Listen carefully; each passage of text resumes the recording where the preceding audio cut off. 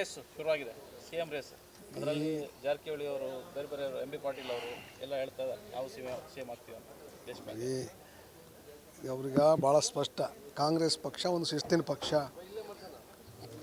ಕಾಂಗ್ರೆಸ್ಗೆ ಆಗಿರ್ತಕ್ಕಂಥ ಹೈಕಮಾಂಡ್ ಇದೆ.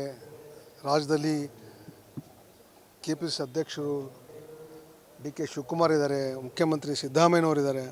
ಅವ್ರವ್ರ ಅಭಿಪ್ರಾಯಗಳನ್ನು ಅವ್ರವ್ರು ಹೇಳಿದ್ದಾರೆ. ಅಭಿಪ್ರಾಯ ಅಂತಲ್ಲ, ಸುಮ್ಮನೆ ಚರ್ಚೆ ಬಂದಾಗ ಅವರು ಒಂದು ರೀತಿಯಾಗಿ ನಾನು ತಮಾಷೆಯಾಗಿ ಹೇಳಿರ್ಬೋದು ಅಂತ ಅಂದ್ಕೊಂಡಿದ್ದೀನಿ. ಮುಖ್ಯಮಂತ್ರಿ ಆಗುವಂಥ ಯೋಗ್ಯತೆ ಎಲ್ಲರಿಗೂ ಇರ್ಬೋದು, ಇಲ್ಲ ಅಂತಲ್ಲ. ಆದರೆ ಅದನ್ನು ತೀರ್ಮಾನ ಮಾಡಬೇಕಾಗಿದ್ದರು ಶಾಸಕರು ಮತ್ತು ಹೈಕಮಾಂಡು ಮತ್ತು KPCCಯ ಅಧ್ಯಕ್ಷರಾಗಿರ್ತಕ್ಕಂಥ DK ಶಿವಕುಮಾರ್ ಅವರು, ಮುಖ್ಯಮಂತ್ರಿ ಸಿದ್ದರಾಮಯ್ಯನವರು. CM ಇರುವಾಗಲೇ ಈ ಥರದೊಂದು ಚರ್ಚೆ ಉಟ್ಕೊಳ್ಳೋದೆ. ಯಾವ ಸಿದ್ದರಾಮಯ್ಯನವರು ಮುಖ್ಯಮಂತ್ರಿ ಆಗಿ ಮುಂದುವರಿತಾರೆ, ಇದರಲ್ಲಿ ಅನುಮಾನ ಏನೇ ಇಲ್ಲ. ನೀವು ಯಾಕೆ ಅದನ್ನು ಇನ್ನೂ ಮುಖ್ಯಮಂತ್ರಿ ಖಾಲಿ ಇದೆಯಾ? ಸೀಟು ಖಾಲಿ ಇದೆಯಾ? ಖಾಲಿನೇ ಇಲ್ಲ. ನ್ಯಾಯಾಲಯದಲ್ಲಿ ನಮಗೆ ವಿಶ್ವಾಸ ಇದೆ. ರಾಜ್ಯಪಾಲರು ಕೊಟ್ಟಿರ್ತಕ್ಕಂಥ ಪರ್ಮಿಷನ್ನು ಅದು ಅಸಂವಿಧಾನಿಕ ಅನ್ನೋದನ್ನು ಇಡೀ ರಾಜ್ಯಕ್ಕೆ ಗೊತ್ತಿದೆ, ದೇಶಕ್ಕೂ ಗೊತ್ತಿದೆ. ಸೊ ನೋಡೋಣ, ಕಾದಿ ಹರಿ.